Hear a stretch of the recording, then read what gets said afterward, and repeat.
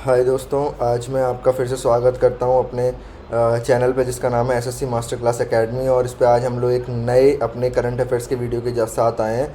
आज जो है हमारा सेवन्थ अफेयर्स का जो है करंट अफेयर्स आ चुका है। ये मेरा चैनल है, इस पे देखिए हमारी जो प्लेलिस्ट है इसमें मैं डेली करंट अफेयर्स डाल रहा हूँ, डेली करंट अफेयर्स। और इसकी जो फ्री पीडीएफ है वो हमारा टेलीग्राम चैनल है, देखिए एसएससी मास्टर क्लास एकेडमी।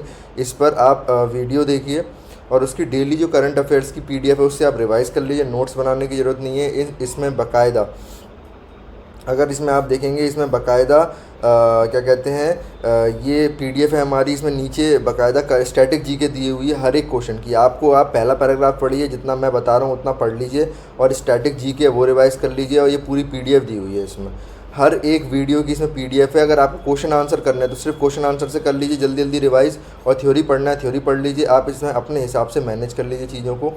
तो ये हमारा क्या कहते हैं, सबसे स्टूडेंट्स के लिए सबसे एकदम रामबाण तरीका है जो मैं आपको बता रहा हूँ। ये अपना वीडियो देखिए, छोटा सा वीडियो रहेगा 20 से 25 मिनट का 2 की स्पीड पर, और उसके बाद पीडीएफ रिवाइज कर लीजिए, ख़त्म मामला। ठीक है, अब हम आते हैं आज के हमारे करंट अफेयर्स के वीडियो में। ये मेरे बारे में कुछ इन्फॉर्मेशन है कि क्या कहते हैं, मैंने एसएससी को 3 बार निकाला है। एसएससी सीजीएल को सबसे पहले अभी फ़िलहाल मैं as an accountant finance ministry में काम कर रहा हूँ और मेरा 2025 में as an office of superintendent की पोस्ट पर हुआ है। ठीक है, तो अब हम चालू करते हैं। ये मेरे बारे में कुछ इन्फॉर्मेशन थी, अब हम चालू करते हैं। आज का हमारा पहला क्वेश्चन है, which day is observed globally on 7 May 2026 to promote health and fitness through sports. तो इसका आंसर है वर्ल्ड एथलेटिक्स डे। ठीक है, कौन सा दिन 7 मई को ऑब्ज़र्व किया जाता है हेल्थ एंड फिटनेस को करने के लिए? तो देखिए, तो इसमें हम इसकी जो आज की जो स्कीम है वो थीम है, वो क्या है? थीम है sport building bridges and breaking barriers. ठीक है, ये इसकी जो है थीम है। थीम पर भी पूछा जा सकता है कि क्या इसकी थीम होगी। और ये 7 मई को मनाया जाता है। थोड़ा सा इसके वर्ल्ड एथलेटिक डे में, जो कि 1912 को सबसे पहले ये इंटरनेशनल अमेचर एथलेटिक्स फेडरेशन के उसमें ये फॉर्म हुई थी। और ये जो है फिर उसके बाद इसको वर्ल्ड एथलेटिक्स 2009 में कर दिया गया। इसका हेडक्वार्टर मोनाको में है। ठीक है, इनके करंट प्रेसिडेंट कौन है? सेबेस्टियन को है। और 7 मई को याद रखना, 7 मई को 2 और इम्पॉर्टेंट दिन होते हैं। एक तो रविन्द्रनाथ जयंती होती है रविन्द्रनाथ टैगोर जी की, जिनको एशिया के फर्स्ट नोबल लॉरिएट थे। और बॉर्डर रोड ऑर्गेनाइजेशन जो भी अपना 66th रेजिंग डे मनाती है 7 मई को। तो 7 मई को 3 इंपॉर्टेंट दिन है, याद रखिएगा। अब हमारा नेक्स्ट क्वेश्चन आता है कि कौन सी ऑर्गेनाइजेशन 66th रेजिंग डे मनाती है 7 मई 2026 को? इसका आंसर है बॉर्डर रोड्स ऑर्गेनाइजेशन। जैसा कि मैंने अभी बताया, बॉर्डर रोड ऑर्गेनाइजेशन जो है, अब इसके बारे में जानते हैं कि ये जो अपना 66th इनका डे है, ये 7 मई 1960 को इस्टेब्लिश हुई थी, जो हमारे देश के पहले प्रधानमंत्री जवाहरलाल नेहरू की तरफ से। इसका मोटो क्या है? Everything is achievable through hard work, श्रमेय सर्वम साध्यम। ठीक है, ये मिनिस्ट्री ऑफ डिफेंस के अंदर काम करती है। सबसे पहले ये जो थी ministry of road transport and highway के अंदर आती थी। इसका हेडक्वार्टर क्या है? न्यू दिल्ली है। और अभी इसके डायरेक्टर जनरल कौन है? इसके director general lieutenant general Raghu Srinivasan है। ठीक है, श्रीनिवासन है। ठीक है, अब हम अपने नेक्स्ट क्वेश्चन पर आते हैं। नेक्स्ट क्वेश्चन है, the ministry of health launched the dash 2.0 guidelines in May 2026 to focus on early childhood intervention. तो इसका आंसर क्या है? इसका आंसर है राष्ट्रीय बाल स्वास्थ्य कार्यक्रम। ठीक है, तो मिनिस्ट्री ऑफ, ये बहुत इंपॉर्टेंट है, ministry of health and family welfare ने क्या है? राष्ट्रीय बाल स्वास्थ्य कार्यक्रम 2.0 गाइडलाइंस निकाली थी। कब निकाली है? ड्यूरिंग इनकी जो 10th नेशनल समिट हुई है और on good practices and innovation in public health care, जो कि चंडीगढ़ में हुई है। इस पर भी एक क्वेश्चन है कि national summit on good practices and innovation in public health care कब हुई थी? ये चंडीगढ़ में हुई थी। ठीक है, और ये जो है ministry of health and family welfare, इन्होंने ये RBSK लॉन्च किया हुआ है। और ये पहला जो था, अब ये पहला कब लॉन्च हुआ था? फरवरी 2013 में under national health mission launch हुआ था। इनके सबसे पहले 4 अप्रोचेस थी। डिफेक्ट एट बर्थ को पहचानना, डिफिशियंसीज डिसीज ऑफ चाइल्डहुड और डेवलपमेंट डिलेज ड्यूरिंग चाइल्डबिलिटी, जन्मजात दोष, पोषक तत्वों की कमियां, बचपन की बीमारियों, विकलांगता सहित विकास में देरी, इन चीज़ों पे ये काम करता था। बट अब इसकी अप्रोच बदल गई है। इसने अपनी 4D से अप्रोच, अब ये नॉन कम्युनिकेबल डिसीजेज हैं like diabetes, mental health issues, behavioural concerns को भी कवर करता है। और उस पर इन्होंने गाइडलाइंस निकाली हैं। ठीक है, these revise guidelines in expand the scope of India's faculty child health screening programme to include more modern health challenges. ठीक है, अब हम बात करते हैं हमारा जो है क्या कहते हैं, नेक्स्ट क्वेश्चन क्या है, द डिजिटल कंपटीशन बिल जो है वो रिसेंटली पार्लियामेंट में हुआ है, किस चीज़ को फॉलो करता है, मतलब ये जो है किस चीज़ को टारगेट रेगुलेट करने के लिए, बिग टेक कंपनीज और गेट कीपर्स को टारगेट करने के लिए डिजिटल कंपटीशन बिल इन्होंने निकाला है। ठीक है, डिजिटल कंपटीशन बिल जो है इन्होंने निकाला है ये to introduce preventive regulations for digital economy के लिए प्रिवेंटिव रेगुलेशंस, और ये जो है इंस्पायर है यूरोपियन यूनियन का एक डिजिटल मार्केट एक्ट लाया था, उससे ये इंस्पायर है। ठीक है, टू जो मार्केट डोमिनेंस है लार्ज टेक्नोलॉजी प्लेटफॉर्म के लिए, जो उसकी जो डोमिनेंस है उसको काउंटर करने के लिए और इंडियन स्टार्टअप्स के लिए सेम लेवल प्लेइंग फील्ड लाने के लिए ये रेगुलेट करेगा। ठीक है, ये रेगुलेट करेगा। और इसकी अब हम जानते हैं कि नोडल एजेंसी क्या है, competition commission of India CCI, जो प्राइमरी रेगुलेटर इन्फोर्सिंग है जो इस लॉ को लागू करेगी। और सीसीआई क्या जो है वो कंपटीशन एक्ट 2002 के तहत सीसीआई फॉर्म हुई थी, और ये फुल्ली फंक्शनल कब हुई थी, 2009 में हुई थी, जिसका हेडक्वार्टर न्यू दिल्ली में। ठीक है, और कोर डिजिटल सर्विसेज। ठीक है, एंड इसके अंदर 9 कैटेगरीज जो है वो आइडेंटिफाई की गई हैं, online search, social networking, video sharing, operating system and cloud services. ठीक है, तो ये क्या डिजिटल कंपटीशन बिल 2026 लाया गया, ये किस एजेंसी के द्वारा लागू किया जाता है, कंपटीशन कमीशन ऑफ इंडिया। और क्या कहते हैं इसके बारे में बस मेरे हिसाब से इतना ही ये ज़रूरी है। बेसिकली ये जो एंटी कंपटीशन कॉम्पिटिटिव प्रैक्टिसेस होती हैं उनको लॉन्च करने के लिए किया जाता है, उनको लॉन्च करने के लिए किया जाता है, और उनको लॉन्च करने के लिए किया जाता है। और ठीक है, अब बेसिकली अब हम नेक्स्ट क्वेश्चन पर आते हैं, और ये ठीक है अब क्या कहते हैं नेक्स्ट क्वेश्चन पर आते हैं कि कौन सी स्टेट गवर्नमेंट ने रिसेंटली पास की है green hydrogen policy act 2026 to become a net zero state by 2040। तो इसका आंसर है केरला। ठीक है, किस स्टेट गवर्नर ने रिसेंटली पास किया ग्रीन हाइड्रोजन पॉलिसी एक्ट जो है वो किसने की हुई है, तो इसका आंसर है केरला ने। ठीक है, अब ये देखते हैं कि केरला गवर्नमेंट ने ग्रीन हाइड्रोजन पॉलिसी एक्ट 2026 लागू की है, क्यों, क्योंकि सबसे पहले तो हमारा प्राइमरी गोल है कि हमें ज़ीरो कार्बन एमिटर बनना बाई 2040 तक। ठीक है, जो कि 2040 तक।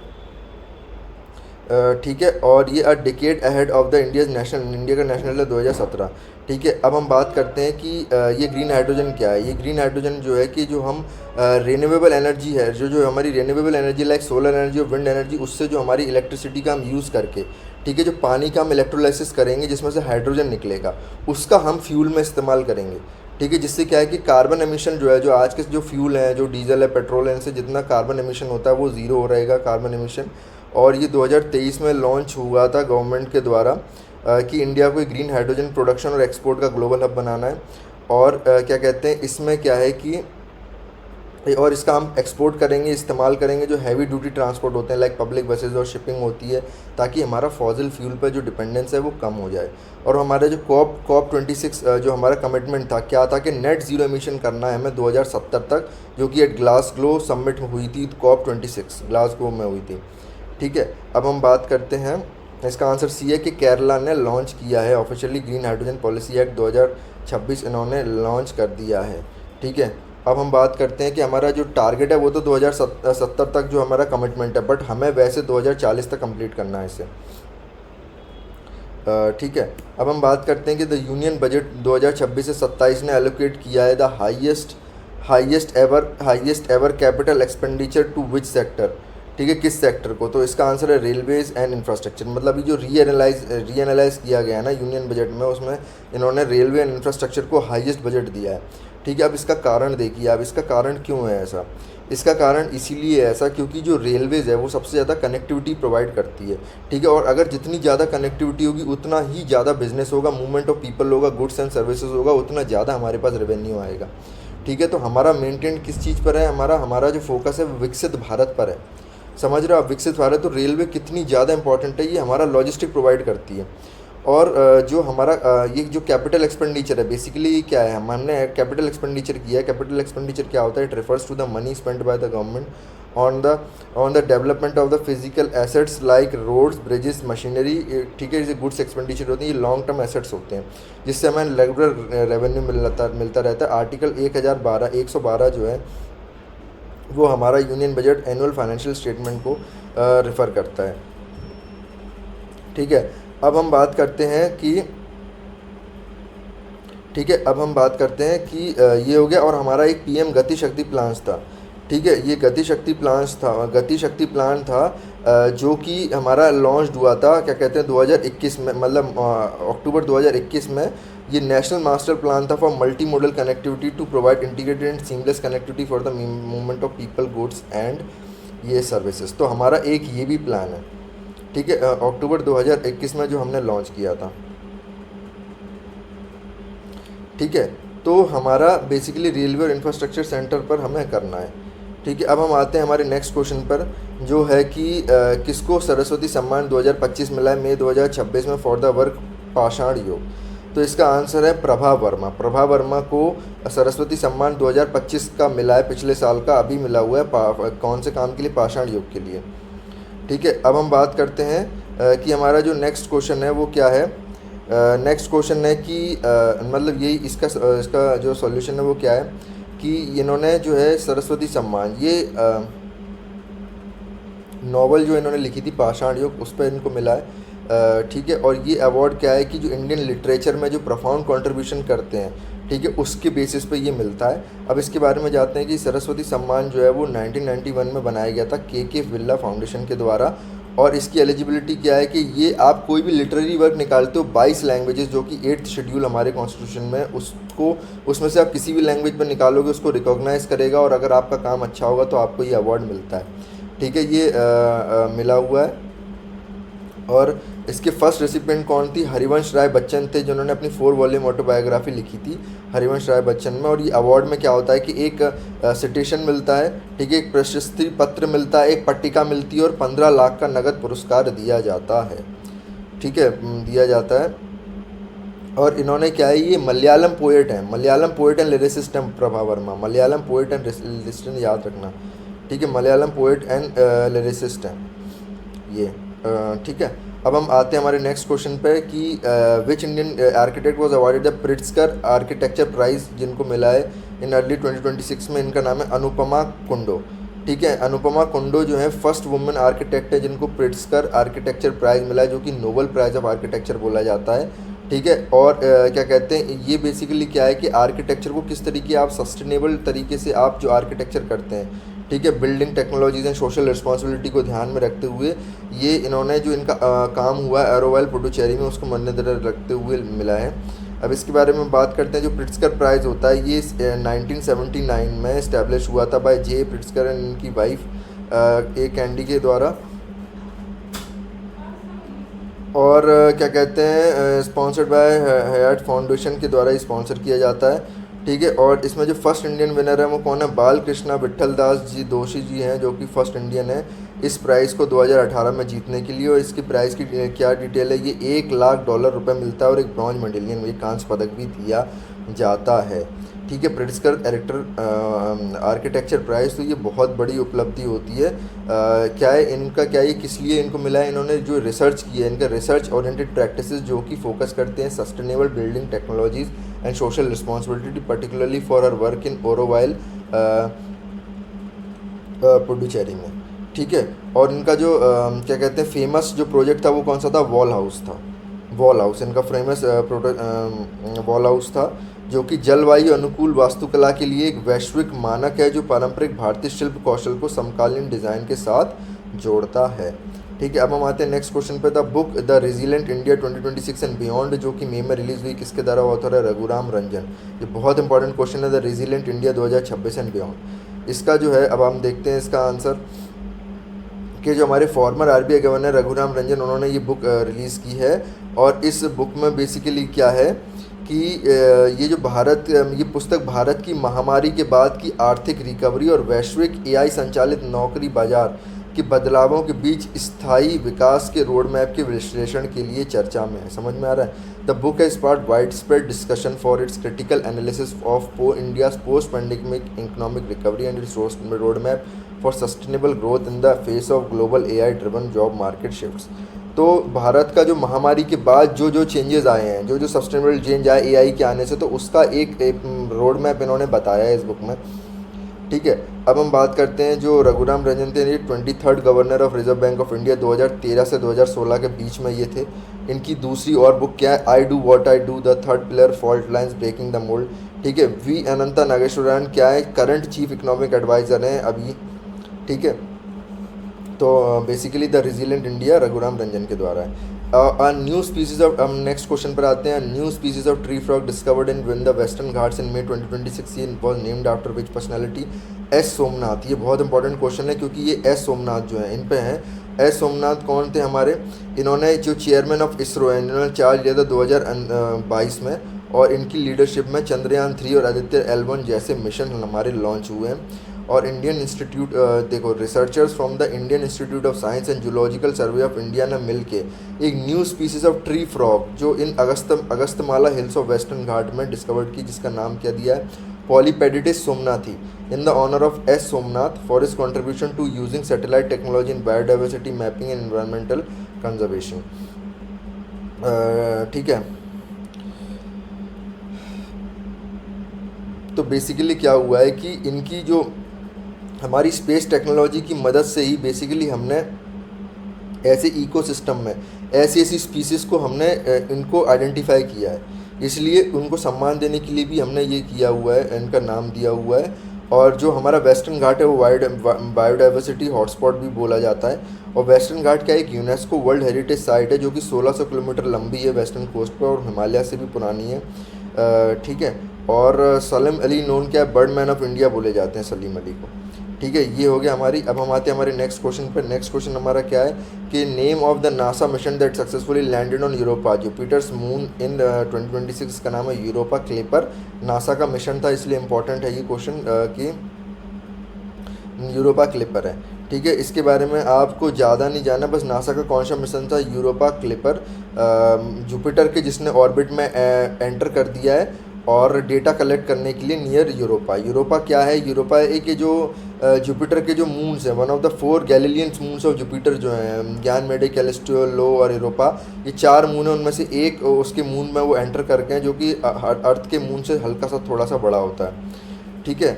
और बस इतना ही इंपॉर्टेंट है इसमें। और हम बात करते हैं कि वही क्वेश्चन जो मैंने पहले बताया था, विच इंडियन सिटी हो 10th national summit on good practice public health care, ये चंडीगढ़ में हुआ है, जिसमें हमारा वो एक गाइडलाइन निकाला गया था। ठीक है। और जिसमें हमारा RBS के जो गाइडलाइन, राष्ट्रीय बाल स्वास्थ्य कार्यक्रम 2.0 गाइडलाइन हमारा निकाला गया है। अब हम अपने नेक्स्ट क्वेश्चन पर आते हैं कि Madrid Open 2026 men's title singles title किसने जीता, इनका नाम है जैनिक सिनर। ठीक है। जैनिक सिनर ने क्या कहते हैं लगातार Madrid open 2020 men's single title जीता है और इन्होंने जर्मनी के अलेक्जेंडर जेवरेव को हराया है। ठीक है। इन्होंने लगातार 5 कंसेक्यूटिव ATP मास्टर्स 1000 टाइटल जीते, याद रखना 2025 से 2026 में लगातार 5 टाइटल जीत चुका है इसने। इतना world number 1 Jannik Sinner Italy का है ये बंदा, जिसने Madrid open 20 men single title जीता है। अब हम इसकी स्टैटिक के बारे में जानते हैं। ATP मास्टर 1000 क्या होती है कि सीरीज ऑफ 9 टेनिस टूर्नामेंट होती हैं। ठीक है। That are most prestigious in the professional tennis after the 4 grand slams के बारे में। और ये Caja Magica the magic was the iconic venue in Madrid known for its 3 court with retractable roofs. ठीक है। और इसमें जो जीतता है ना बंदा, उसे 1000 रैंकिंग पॉइंट्स मिलते हैं। ठीक है। और जो वुमेंस की विनर कौन है, वुमेन सिंगल विनर कौन रही है, यूक्रेन्स की मार्टा कोस्चुक रही हैं। ठीक है। वुमेंस की मार्टा कोस्चुक रही हैं और मेंस के जैनिक सिनर रहे हैं। अब हम आते हैं हमारे नेक्स्ट क्वेश्चन पे। 2026 का फीफा वर्ल्ड कप है, ये होस्टेड हुआ है किस 3 कंट्री से, एक तो यूनाइटेड स्टेट्स है, कनाडा है और मैक्सिको। यूनाइटेड स्टेट्स है, कनाडा है और मैक्सिको, 3 कंट्रीज़ के द्वारा होस्टेड हुई हैं ये। और ठीक है, कौन से 3 कंट्री के द्वारा होस्ट किया जाएगा। और 23rd एडिशन है ये फीफा वर्ल्ड कप का, जिसमें अब पहले 32 टीम थी लेकिन अब 48 टीम्स होंगी, ये बात याद रखना। ठीक है। और ये 16 सिटीज़, नॉर्थ अमेरिका की 16 सिटी में किया जाएगा। USA की 11 शहर रहेंगे, मैक्सिको के 3 शहर रहेंगे और कनाडा के 2 शहर रहेंगे। ठीक है। अब थोड़ी इसकी हिस्ट्री के बारे में जान लेते हैं। फर्स्ट वर्ल्ड कप जो है वो कब हुआ था, 1930 में हुआ था ओरेगे में। ठीक है। एंड ओरेगे विनर भी रहा था। मोस्ट सक्सेसफुल टीम ब्राज़ील रही है 5 टाइटल के साथ। डिफेंडिंग चैम्पियन कौन रहा है, अर्जेंटीना, वो ऑन द 2022 टाइटल कतर में। ठीक है। और क्या कहते हैं, मैक्सिको जो है पहली कंट्री बन चुका है टू होस्ट और को mains world cup 3 bar, 1970, 1986 and 2026। तो अपना क्या है, 3 बेसिकली होंगी, 48 टीम्स रहेंगे, 32 से 48, और 3 बेसिकली कंट्रीज रहेंगे, यूएसए, कनाडा, मैक्सिको ही है।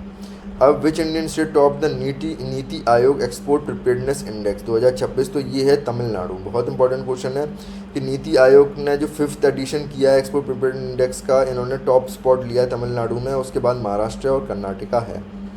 ठीक है, ये क्या इवेल्यूट करता है ये इंडेक्स, जो एक्सपोर्ट में कितना जो स्टेट है वो हमारा तैयार है और रेडी है। ठीक है, अब हम बात करते हैं नीति आयोग, जो कि 1 जनवरी 2015 को इस्टेब्लिश हुआ था। इन्होंने प्लानिंग कमीशन को रिप्लेस किया था, प्राइम मिनिस्टर्स के एक्स ऑफिशियो चेयरमैन है। ठीक है, 4 मेन पिलर हैं ईपीआई के, एक तो policy, business ecosystem, export ecosystem और एक्सपोर्ट परफॉर्मेंस। ये चारों को मद्देनज़र रखते हुए रैंकिंग होती है आपकी। ठीक है, अब हम बात करते हैं हमारा क्या कहते हैं, तो आज के हमारे यही करंट अफेयर्स थे। मैंने बहुत ही शॉर्ट में आपको बेसिकली ये जो थ्योरी दिख रही है ना, इसका जो मेन फर्स्ट पैराग्राफ होता है वो बेसिकली इंपॉर्टेंट होता है, और ये मैंने सेकंड इसलिए डाला है कि आपको अगर और डिटेल में जानना है, थोड़ी स्टोरी के फॉर्म में जानने के लिए, ठीक है ना, तो उसके लिए है। वरना इनका जो फर्स्ट पैराग्राफ रहता है ना, उसको आप अकेला पढ़ लें और स्टैटिक को पढ़ लें, आपका काम हो जाएगा। वही मैंने इसमें समझाया है। क्वेश्चन और क्वेश्चन आंसर ही केवल रिवाइज करना है एंड में, तो केवल इनका फर्स्ट पेज है इन पीडीएफ का, वो रिवाइज कर लीजिए आप। ठीक है, तो अब हम आते हैं ये, प्लीज़ दोस्तों हमारे चैनल को लाइक कीजिए और सब्सक्राइब कीजिए, ताकि मेरे को मोटिवेशन मिलता है और ज़्यादा से ज़्यादा काम करने के लिए और अच्छा से अच्छा काम करने के लिए। तो प्लीज़ चैनल को लाइक करें, सब्सक्राइब करें। हम अपने चैनल में बहुत सारी चीज़ें लेके आने वाले हैं, हर एक सब्जेक्ट के लिए, मैथ्स के लिए, जीएस के लिए, बहुत सारी चीज़ें। ठीक है, तो ये मेरा जो चैनल है ये एसएससी मास्टर क्लास एकेडमी, इसमें आपको क्या है कि हर एक पीडीएफ मिल जाएगी और आपको लिंक मिल जाएगा। ये जो मेरा वीडियो आ रहा है, इस चैनल को आप सब्सक्राइब कीजिए, और आप यूट्यूब पर डालेंगे SSC master class academy daily current affairs, तो आपको ये वीडियो भी मिल जाएंगे। तो दोस्तों धन्यवाद।